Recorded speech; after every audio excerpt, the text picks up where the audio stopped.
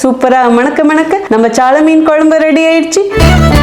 சால மீன்ல நிறைய சத்துக்கள் இருக்கு, அது உடம்புக்கு ரொம்ப ரொம்ப நல்லதுங்க.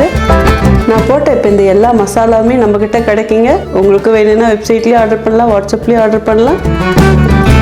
இந்த மீன் மட்டும் எவ்வளோ சாப்பிட்டாலும் சாப்பிட சாப்பிட சலிக்காது, வயிறே நிறைஞ்சாலும் மனசு நிறையாதுங்க. நீங்கள் ஏதாவது புதுசாக ஒரு தொழில் தொடங்கணும்னா ஒரு சோறும் இந்த மீன் குழம்பு மட்டும் நீங்கள் உங்கள் கடையில் வீங்க, இதுக்காகவே உங்கள் ஹோட்டலுக்கு வருவாங்க. தேன் மாதிரி இருக்கிற குழம்ப நல்லா அப்படி சத சதன்னு பிசைஞ்சு சாப்பிட்ருவோமா?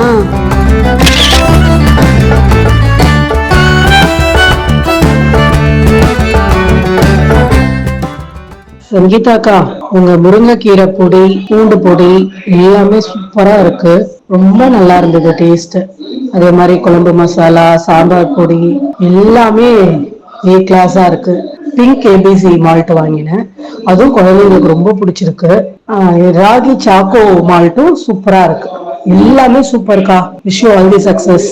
தேங்க்யூ ஸோ மச்க்கா. சமையல் நல்லா இருக்கணும்னா அதுக்கு மெயின் காரணம் மசாலா. இதை நான் எப்படி செய்வேன்னு பார்த்தீங்கன்னா, நான் போடுற அத்தனை பொருட்களும் ஃபர்ஸ்ட் குவாலிட்டி. நானே போய் தேடி பார்த்து எந்த இடத்துல நல்லா இருக்கோ அங்கே போய் ப்ரீமியம் குவாலிட்டி வாங்கி செய்கிறேன். ஸோ அது எல்லாமே உங்களுக்கு கிடைக்கும். நம்ம வெப்சைட்டும் ஓப்பன் பண்ணியாச்சு. So cook with Sangeetha website மூலியமாகவும் ஆர்டர் பண்ணிக்கலாம், வாட்ஸ்அப் மூலியமாகவும் ஆர்டர் பண்ணிக்கலாங்க. Hi friends, welcome to cook with Sangeetha. இன்னைக்கு நம்ம பார்க்க போகிறது மீன் குழம்பு.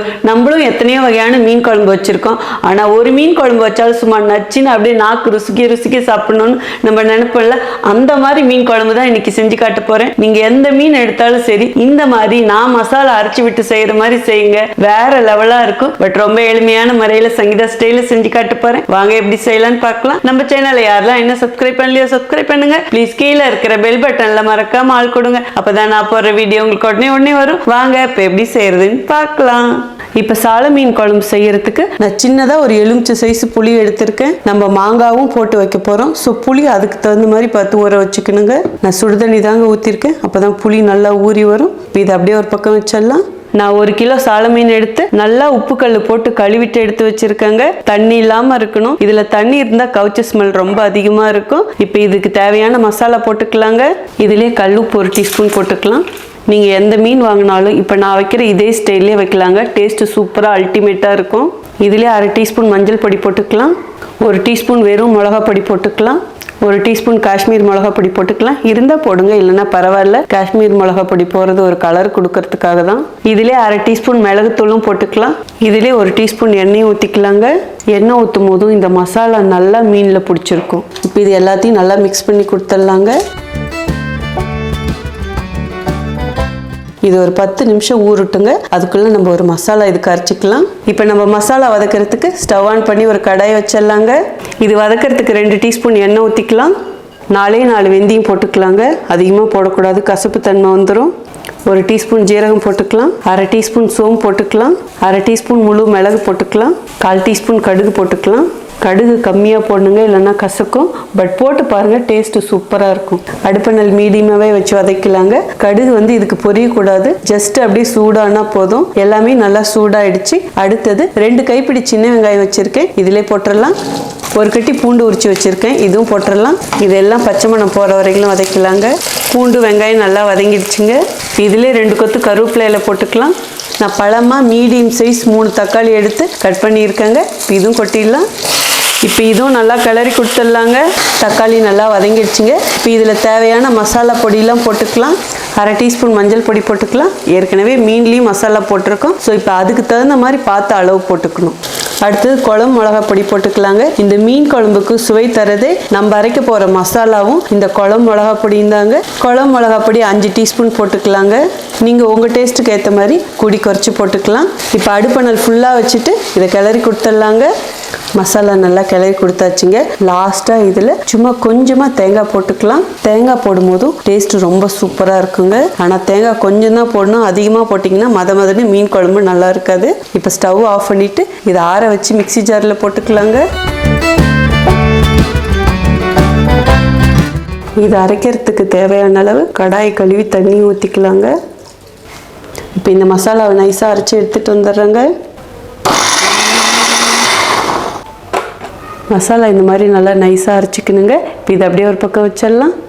இப்போ மீன் குழம்பு வைக்கிறதுக்கு ஸ்டவ் ஆன் பண்ணி ஒரு கடாய் வச்சுட்டேங்க. தேவையான அளவு எண்ணெய் ஊற்றிக்கலாம். இந்த ரெசிபி ஃபுல்லாகவே நான் தேங்காய் எண்ணெயில் தான் செய்கிறேன். நீங்கள் நார்மலாக எப்பயும் எந்த எண்ணெயில் செய்வீங்களோ அதுலேயும் செய்யலாங்க. மீன் குழம்புங்கிறதுனால எண்ணெய் கொஞ்சம் தூக்கலாக விட்டால் நல்லாயிருக்கும். அடுப்பை நல்ல மீடியமாக வச்சுட்டு இதிலே கடுகு 1 டீஸ்பூன் போட்டுக்கலாம். கடுகு பொரிஞ்சிடுச்சுங்க. அடுத்தது 1/4 டீஸ்பூன் வெந்தயம் போட்டுக்கலாம். அடுப்பை இப்போ ஃபுல்லாக கம்மியாக இருக்கட்டும். 5-6 முழு மிளகும் போட்டுக்கலாங்க. அடுத்தது பூண்டு 5 பல்லு தட்டி வச்சுருக்கேன், இதுவும் போட்டுடலாம். இஞ்சி சின்னதாக ஒரு துண்டு எடுத்து கட் பண்ணி வச்சுருக்கேன், இதுவும் போட்டுடலாம். மீன் குழம்புக்கு இஞ்சான்னு கேட்காதீங்க, நிஜமாக சொல்கிறேன், அவ்வளோ டேஸ்ட்டாக இருக்கும். ட்ரை பண்ணி பாருங்கள். இதுக்கு சின்னதாக கட் பண்ணி போடணும். நமக்கு சாப்பிடும் போது அந்த இஞ்சி வாய் கிடைக்கும், அது டேஸ்ட்டு சூப்பராக இருக்கும். அடுத்தது சின்ன வெங்காயம் 5 எடுத்து தட்டி வச்சுருக்கேன், இதுவும் போட்டுடலாம். கொஞ்சமாக கருவேப்பிலை இலையும் போட்டுடலாம். இதெல்லாம் பச்சை மணம் போகிற வரைக்கும் வதக்கலாம். முன்னாடியே மிளகுத்தூள் போட்டிங்க, அப்புறம் மசாலா அரைக்கும் போது மிளகு போட்டிங்க, இப்பயும் மிளகு போடுறீங்க அப்படின்னு கேட்காதீங்க. சின்ன சின்ன விஷயங்களை ஃபாலோ பண்ணி இப்படி செய்யுங்க, சூப்பராக இருக்கும். அளவுகள் ரொம்ப முக்கியம். நான் சொன்ன அளவு போடுங்க போதும். எல்லாம் நல்லா வதங்கிடுச்சுங்க. இப்போ இதுலேயே 3 பச்சை மிளகாய் போட்டுக்கலாம். ஜஸ்ட் ஒரு 2 கிளறி கொடுத்துக்கலாம். அடுத்தது நம்ம அரைச்சி வச்ச மசாலா இதிலே ஊற்றிடலாம். மிக்ஸி ஜாரை கழுவி தண்ணி ஊற்றிடலாம். அடுத்தது நம்ம ஊற வச்ச புளி எடுத்து நல்லா கரைச்சிக்கலாங்க. இப்போ இது வடிகட்டி ஊற்றிக்கலாம். இந்த இடத்துல நல்லா கவனிச்சுக்கோங்க, புளி தண்ணி அதிகமாக ஊற்றக்கூடாது. ஏன்னா நம்ம மாங்காய் போட போகிறோம். எந்த அளவுக்கு உங்களுக்கு மீன் குழம்பு வேணுமோ அதுக்கு தகுந்த மாதிரி தண்ணி ஊற்றி கூட்டி வச்சுக்கணுங்க. இப்போ குழம்புக்கு தேவையான அளவு உப்பு போட்டுக்கலாம். நான் 2 டீஸ்பூன் கல் உப்பு போட்டிருக்கேங்க. நீங்கள் உங்கள் டேஸ்ட்டுக்கு ஏற்ற மாதிரி கூடி குறைச்சி போட்டுக்கோங்க. ஏற்கனவே மீனில் மசாலா போடும்போது உப்பு போட்டிருக்கோம், ஸோ அதுக்கு தகுந்த மாதிரி பார்த்து போட்டுக்கணும். இப்போ இதை கிளறி கொடுத்துடலாங்க. கிளறி கொடுத்துட்டு உப்பு காரம் புளிப்பு பாருங்கள், உங்கள் டேஸ்ட்டுக்கு தகுந்த மாதிரி அட்ஜஸ்ட் பண்ணிக்கோங்க. புளிப்பு கொஞ்சம் கம்மியாக இருக்கட்டும், ஏன்னா மாங்காய் போட்டால் கொஞ்சம் புளிப்பு வரும். இது நல்லா கொதிச்சு வரட்டுங்க. குழம்பு கொதி வருதுங்க. இப்போ கிளறி கொடுத்துடலாம். இது பச்சை மணம் போகிற வரைக்கும் ஒரு 3 நிமிஷத்துக்கு கொதிக்கட்டும். அதுக்கப்புறம் நம்ம மாங்காய் மீன்லாம் போட்டுக்கலாங்க. இப்போ மாங்காய் கட் பண்ணிக்கலாங்க. நான் சின்னதாக ஒரு மாங்காய் எடுத்திருக்கேன். ரொம்ப புளிப்பு இருக்கிற மாங்காயாக இருந்தால் கம்மியாக போடுங்க. மாங்காய் நல்லா இப்படி பச்சையாக ஃப்ரெஷ்ஷாக இருக்கணும், அப்போ தான் டேஸ்ட் நல்லாயிருக்கும். அதே மாதிரி ஒரு சிலர் இதில் இருக்கிற தோலை எடுத்துகிட்டு போடுவாங்க. பட் இந்த தோல் அப்படியே லைட்டாக ஒரு பால் மாதிரி வரும், அதுதான் இதோட ரியல் டேஸ்ட்டு. ஸோ நான் எப்பயுமே அப்படியே தாங்க போடுவேன். இதை 2-3 கட் பண்ணிக்கலாம். குழம்பு நல்லா கொதிக்குதுங்க. இப்போ இதுலேயே கட் பண்ண மாங்காய் போட்டுடலாம். மாங்காய் இல்லாத மீன் குழம்பு, அதுவும் இப்போ சீசனாக இருக்குது. கண்டிப்பாக மாங்காய் போட்டு வைங்க, டேஸ்ட்டு சூப்பராக இருக்கும். இப்போ இது நல்லா ஒரு கொதிச்சு வரட்டுங்க. மாங்காய் போட்டு நல்லா மீன் குழம்பு கொதிச்சிருச்சுங்க. இனிமேல் நம்ம மீன் போட்டுக்கலாம்.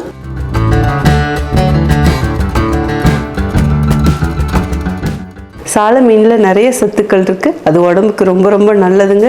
மீன்லாம் போட்டாச்சு. இப்போ அடுப்பணல் மீடியமாக வச்சுட்டு லைட்டாக இந்த மீன் உள்ளே தள்ளி கொடுத்துடலாம். மீன் போட்டதுக்கப்புறம் அப்படி இப்படி ரொம்ப கிளறக்கூடாது. ஜஸ்ட்டு பாத்திரத்தை எடுத்து இப்படி ஆட்டி கொடுத்தாலே போதுங்க. இப்போ மீன் போட்ட உடனே ஒரு சிலர் 5 நிமிஷத்துலேயே ஆஃப் பண்ணிடுவாங்க. பட் நான் அந்த மாதிரி செய்ய மாட்டாங்க. 10 to 15 நிமிஷம் கொதிக்க விடுவேன். அப்போ தான் இந்த மீனில் இருக்கிற டேஸ்ட் இந்த குழம்புக்கு வருங்க. மீனும் நல்லா வெந்தாதான் இதில் ஏதாவது பாக்டீரியாஸ் இருந்தாலும் அழிஞ்சிடுங்க. இப்போ இந்த மீன் குழம்பு 15 நிமிஷம் கம்மியான தீயிலே நல்லா கொதிக்கிட்டுங்க. A few minutes later. மீன் குழம்பு நல்லா சுண்டி சூப்பராக கொதிச்சிடுச்சுங்க. இந்த அளவுக்கு இருந்தால் போதும். இதுக்கு ஒரு தாளிப்பு கொடுக்கணும், வாங்க அதுவும் எப்படி செய்யறதுன்னு பார்க்கலாம். இப்போ தாளிக்கிறதுக்கு ஸ்டவ் ஆன் பண்ணி ஒரு கடாய் வச்சுட்டேன். கொஞ்சமாக எண்ணெய் ஊற்றிக்கலாம். இப்போ இதிலே வெங்காயம் போட்டுடலாங்க. நான் சின்ன வெங்காயம் 5 எடுத்து மெல்லிசாக ரவுண்டாக கட் பண்ணியிருக்கேன். இப்போ இதிலே கொட்டிடலாம். அடுப்பணல் கம்மியாக வச்சு இந்த வெங்காயத்தை நல்லா பொன்னிறமாக வதக்கணுங்க. இந்த மீன் குழம்புக்கு இந்த வெங்காயத்தோட தாளிப்பு அவ்வளோ ஒரு ருசி கொடுக்கும். வெங்காயம் நல்லா பொன்னிறமாக வதங்கிடுச்சிங்க. இப்போ இதுலேயே கருவேப்பிலை கொஞ்சம் போட்டுக்கலாம். இப்போ ஸ்டவ் ஆஃப் பண்ணிடலாங்க. இதிலே 1/4 டீஸ்பூன் வெறும் மிளகா பொடி போட்டுக்கலாங்க. எதுக்காக இப்படி போடுறேன்னா மீன் குழம்புக்கு நல்ல ஒரு கலர் கொடுக்குங்க. இப்போ மீன் குழம்புலேயே இந்த தாளிப்பு கொட்டிடலாங்க. இப்போ இதிலே 5 பச்சை மிளகாய் போட்டுடலாம். இப்படி முழுசாக. காரம் அதிகமாக இருக்காதுங்க. நிறைய பேர் சொல்கிறது இங்கே காரம் போடுற அங்கே காரம் போடுறேன்னு. ப்ளீஸ் காரமாக இருக்காது, நான் சொல்கிற மாதிரி போடுங்க. இப்போ ஸ்டவ் ஆஃப் பண்ணிடலாம். இந்த பச்சை மிளகாயை அப்படியே உள்ளே அழுத்தி கொடுத்துடலாம். அவ்வளோதாங்க, சூப்பராக மணக்க மணக்க நம்ம சால மீன் குழம்பு ரெடி ஆயிடுச்சு. வாங்க எப்படி இருக்குன்னு டேஸ்ட் பார்த்தலாம்.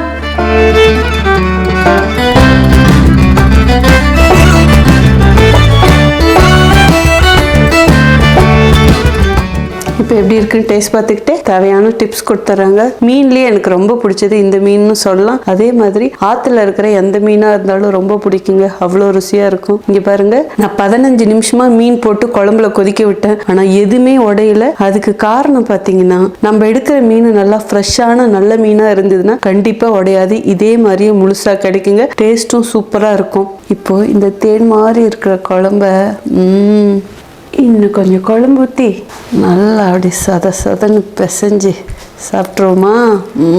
நிறைய எச்சி ஊறி இருக்கணும். எனக்கெல்லாம் மாங்காய் போடுறப்பே வாயிலேருந்து உமிழ்நீர் வந்துருச்சுங்க. இப்போ டேஸ்ட் பார்த்துடலாம்.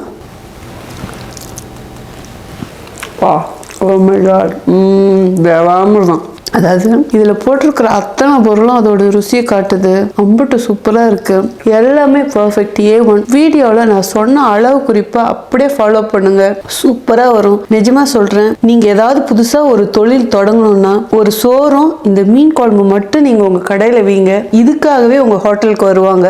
நம்ம மசாலாலாம் வதக்கி அரைச்சி ஊற்றி வைக்கிறதுனால டேஸ்ட்டும் நல்லா இருக்கும். அது மட்டும் இல்லாமல் நமக்கு குழம்போடைய அளவு நல்லா திக்காக நிறைய கிடைக்கும். ஸோ ஹோட்டலில் செய்கிறவங்களுக்குலாம் கண்டிப்பாக நல்ல சேல்ஸும் கொடுக்கும், நிறைய பேர் வருவாங்க, ரொம்ப ரசித்து ருச்சி சாப்பிடுவாங்க.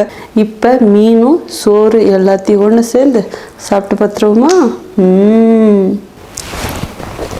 ஓ மை காட், வேற மாதிரி அவ்வளோ சூப்பராக இருக்கு, சாப்பிட்டுக்கிட்டே இருக்கலாம். இந்த மீன் மட்டும் எவ்வளோ சாப்பிட்டாலும் சாப்பிட சலிக்காது, வயிறே நிறைஞ்சாலும் மனசு நிறையாதுங்க.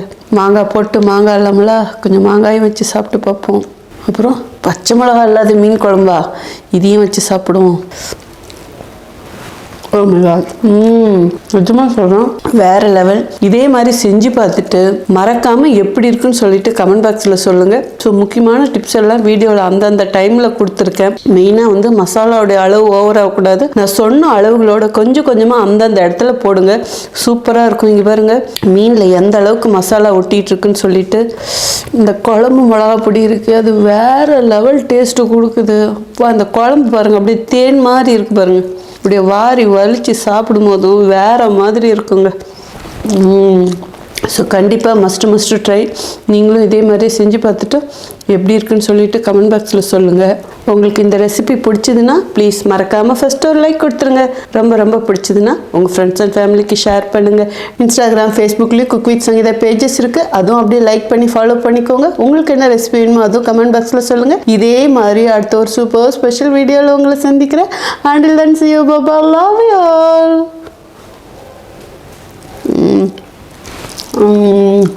ஆமாம் வேற மாதிரி